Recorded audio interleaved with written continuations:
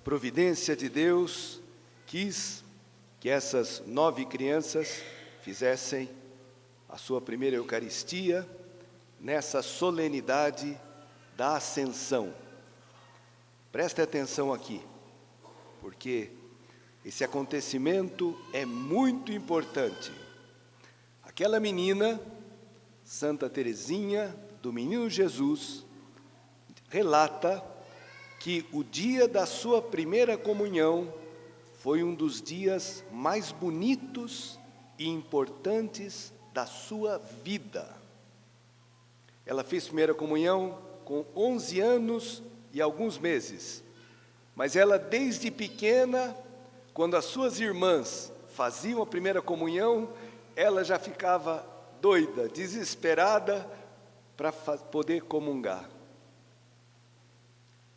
Ela ouviu falar, quando a sua irmã Celina fez a primeira comunhão, que depois da primeira comunhão tinha que ter uma mudança de vida. Ela falou: eu não vou esperar a minha primeira comunhão, eu vou começar a mudar de vida já. Isso com 8, 9 anos. Tá bom, espero que seja para vocês também uma graça, um presente de Deus, porque a partir de agora, vocês em toda a missa poderão comungar. Não existe na terra tesouro, riqueza maior do que ter Cristo dentro de você, com você. Por isso que, na primeira leitura, Jesus diz: permanecei em Jerusalém, até serdes revestidos da força do alto, do Espírito Santo. O que significa permanecer em Jerusalém? Permanecer na igreja, permanecer na assembleia dominical. Porque tem muitos que fazem, parece que fez a primeira comunhão, desaparecem da igreja. O crisma, pior ainda. Alguns brincam falando que o crisma é o sacramento do adeus. Crisma e vai embora. Quando deveria ser o contrário, deveria se sentir mais fortalecido na fé e ficar mais firme. Tá bom, mas então hoje a igreja celebra essa solenidade, 40 dias depois da Páscoa, a ascensão do Senhor. Ascensão significa subida.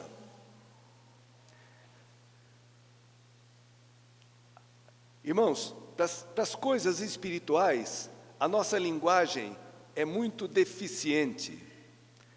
É um mistério a ascensão, porque não é que Jesus foi subindo além das nuvens. O céu é Deus. Cristo ressuscitado na ascensão, ele se senta à direita do Pai. Ou seja, ele assume todo o poder de Deus.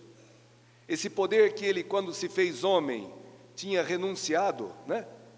A glória divina estava escondida em Jesus de Nazaré. Mas agora, ressuscitado, vencedor da morte e dos pecados, ele assume, ele vai dizer: toda autoridade me foi dada, no céu e sobre a terra. Ou seja, todo o poder. Todo o poder. Interessante que o demônio tinha proposto para ele nas tentações. Falou: se você me adorar, tudo isso eu te darei.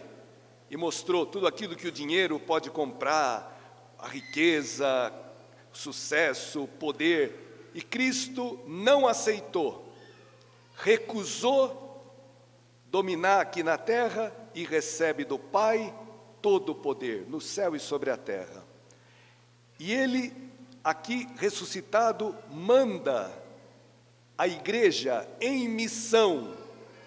Esse finalzinho do Evangelho de Mateus é de uma importância imensa, porque aqui está o programa que a igreja deve seguir.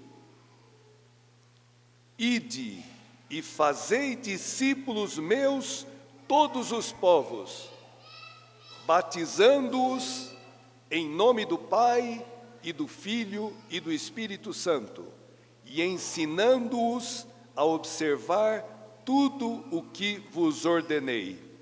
Por isso que vocês se prepararam ao longo desses anos, aprendendo com as catequistas como amar a Cristo, como amar a igreja, aprenderam a importância dos sacramentos, aprenderam os 10 mandamentos, aprenderam que na igreja existe o perdão dos pecados, como é bom ser perdoado, como é bom saber que tem alguém que nos ama do jeito que a gente é, que nunca nos julga, nunca nos condena, sempre nos acolhe, sempre nos corrige, nos ensina, como um pai e uma mãe.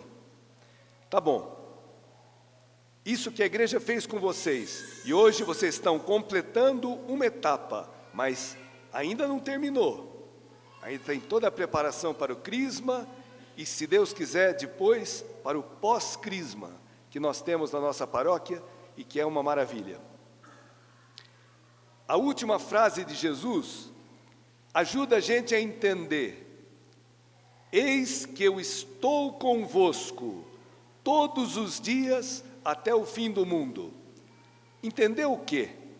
Que a ascensão de Jesus não foi uma despedida. Não é que ele falou: olha, eu fiz a minha parte, eu trabalhei, eu lutei, eu preguei, agora é com vocês. Não. A ascensão de Jesus significa que ele foi glorificado, que ele subiu aos céus, está sentado à direita do Pai, com a nossa carne, com a nossa natureza humana. Olha só, então a ascensão de Jesus é a glorificação da humanidade. O destino nosso, anteontem na missa, tinha essa leitura. Jesus dizia: saí do Pai e vim ao mundo, agora deixo o mundo e volto para o Pai. Tá bom, Jesus saiu do Pai sozinho, mas ele não voltou para o Pai sozinho. Ele voltou com a nossa natureza humana, com a humanidade redimida. Por isso que a oração de coleta que nós lemos no começo dizia: ó Deus, a ascensão do vosso Filho já é nossa vitória. Por quê? Porque membros do seu corpo nós esperamos a glorificação nossa. Nós somos membros desse corpo de Cristo. Ele é a cabeça, nós somos os membros. A nossa cabeça já está vitoriosa. Se eu estou unido a Cristo, eu participo da sua vitória. Vou dar um exemplo meio bobo, mas que pode ajudar. Imagina uma pessoa que está morrendo afogada. Está debaixo da água e não respira e está morrendo. De repente, ela encontra uma pedra e ela consegue colocar a cabeça para fora e respira. Não é só a cabeça que respirou, é o corpo inteiro. Pois bem, Jesus ressuscitou. Ele venceu a morte, ele venceu os nossos pecados. Ele está vivo para sempre, ele é todo-poderoso. Pelo batismo, pela Eucaristia, nós somos membros do corpo de Cristo. E não só a vitória dele é minha, mas os sofrimentos que eu tenho, as dificuldades que você tem, são de Cristo. Ele continua sofrendo nos seus membros. Então, que consolação saber que ele não está indiferente, ele não foi embora. Eu estou convosco todos os dias, até o fim do mundo. Hoje, amanhã, daqui um mês, daqui um ano, até o fim da tua vida. O Senhor está com você. Aliás, essa última frase está ligada com uma frase do primeiro capítulo de São Mateus, que fala: esse menino que nasceu, será chamado Emanuel, que significa Deus está conosco. Não estamos mais sozinhos, irmãos. Deus está conosco. Agora é importante que eu esteja com Ele, porque Ele pode estar comigo, mas eu não querer saber de nada. E tem uma frase do Apocalipse, muito bonita, que diz assim, tem tudo a ver com a Eucaristia que vocês vão receber. Eis que estou à porta e bato. Deus é educado, Ele não é um entrão, Ele pede licença. Eis que estou à porta e bato. Se alguém ouvir minha voz e abrir a porta, entrarei em sua casa e cearei com ele, comerei com ele e ele comigo. Já pensou? O Senhor hoje está batendo na porta do teu coração, do meu também, de todos aqui. Posso entrar? Posso fazer parte da tua vida? Você quer que eu conduza a tua vida, a tua existência? Eu te amo. E eu tenho a chave da morte. O teu problema é o medo da morte? Eu venci. Posso entrar?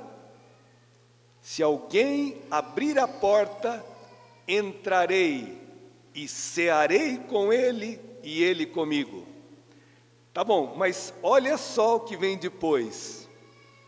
Ao vencedor concederei sentar-se comigo no meu trono, assim como eu também venci e estou sentado com meu Pai em seu trono.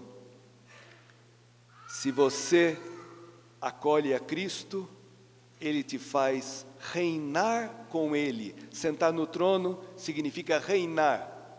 Você é um rei. Você não fica escravo de nada, nem de ninguém.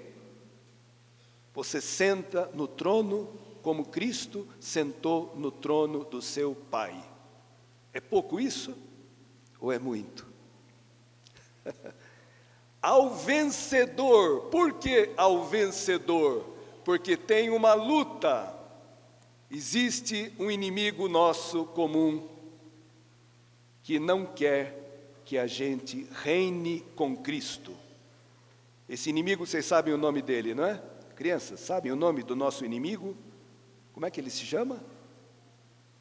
Demônio, ou diabo, ou Satanás, tem mais um monte de nomes, uns 120.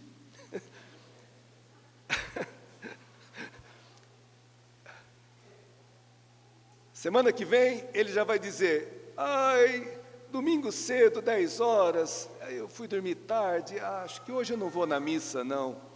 E ele já começa a te afastar. Ah, mas tem um rancho, tem um churrasco no rancho, então não vai dar para vir na missa. Pronto, ele já ganhou, ele já ganhou. Ao vencedor concederei. Tem uma luta, tem um combate, porque nós somos livres. E eu posso vencer com Cristo essa luta, ou posso perder, apanhar. E de repente, o rancho fica mais importante do que a missa. Muito bom ir para o rancho, que delícia, gostaria de poder ir mais num rancho. Mas primeiro a missa, ou voltar do rancho antes da última missa, porque sem a Eucaristia, nós não podemos ser cristãos. Na igreja primitiva, alguns imperadores proibiam os cristãos de se reunirem, sob pena de morte, e eles se reuniam. E quando os prendiam, diziam: por que vocês desobedeceram? Sem a Eucaristia, nós não podemos viver. Como é que eu vou ser cristão sem Cristo? Preferiam ser torturados e mortos do que faltar à missa, à Eucaristia. Isso só pode acontecer com quem descobriu, experimentou o amor de Cristo. o amor de Cristo. Queridas crianças, espero que o Espírito Santo, a semana que vem nós vamos celebrar Pentecostes, a vinda do Espírito Santo.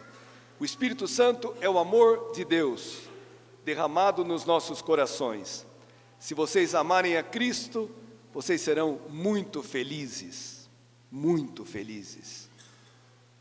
Amarão os seus pais, serão agradecidos a eles, amarão os seus irmãos, terão discernimento, sabedoria, para cada dia fazer as escolhas certas. Não abandonarão a igreja, se vocês tiverem o Espírito Santo. E crescerão e se tornarão homens e mulheres cristãos, seguidores de Cristo, cheios de alegria, porque a presença de Cristo em nós nos traz uma profunda e verdadeira alegria. Alegria de ser amados, alegria de ter uma esperança de vida eterna, alegria de poder amar, porque o grande fracasso da nossa vida, o grande sofrimento, a grande infelicidade é não saber amar. Porque amar não é uma coisa romântica, amar é morrer pelo outro. Amar é querer mais o bem do outro do que o meu. Isso é impossível, irmãos. Nós somos todos muito egoístas, muito egoístas. Isso é possível na igreja. Se eu recebo o corpo de Cristo, que se partiu por mim, que se derramou por mim, eu tenho a capacidade de amar, como Ele me amou. Se eu não tenho Cristo, eu vou defender a minha vida de unhas e dentes, e não vou amar ninguém, vou viver no egoísmo e na infelicidade, porque o egoísta é muito infeliz, o egoísta só pensa nele, o egoísta nunca renuncia nada pelo outro. Eu estou vindo, e termino aqui, agora termino mesmo.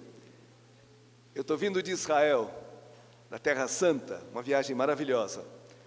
E vocês sabem que a Terra Santa é como se fosse um pedaço de terra, que o mar Mediterrâneo e aqui. A Galileia, a Samaria e a Judéia. Lá em cima tem um grande lago, que é tão grande que é chamado Mar da Galileia, cheio de peixe, cheio de vida, lindíssimo. Mar da Galileia, ou Lago de Tiberíades.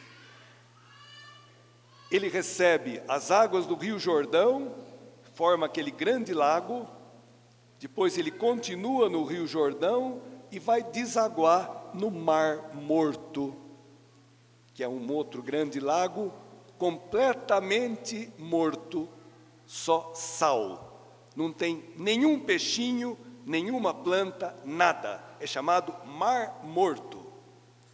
Os rabinos, e ele não deságua, a água para ali.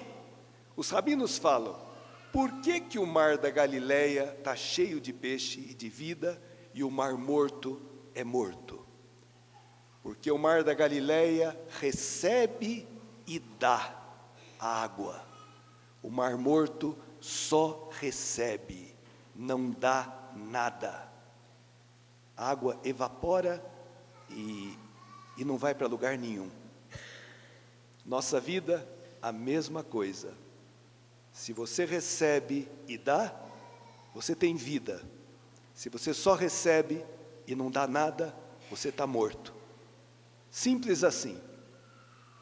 Tá bom, que possamos, recebendo Cristo, ter o desejo de sermos testemunhas dele, ajudar aquele teu colega que está com o casamento pifando, aquele outro que está deprimido porque não tem esperança, aquele outro que não sabe o que fazer da vida, poder dizer, olha, tem um lugar onde Deus está conosco, não estamos sozinhos,